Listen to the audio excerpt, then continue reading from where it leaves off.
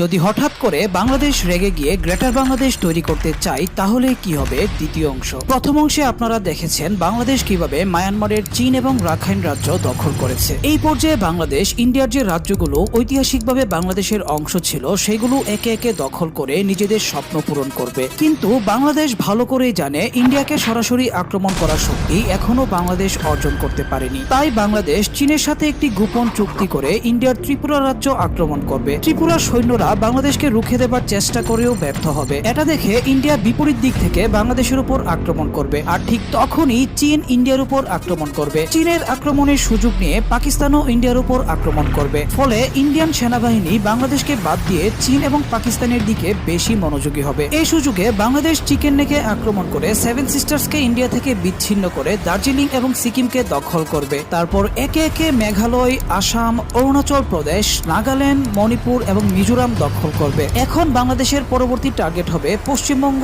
বিহার এবং উড়িষ্যা।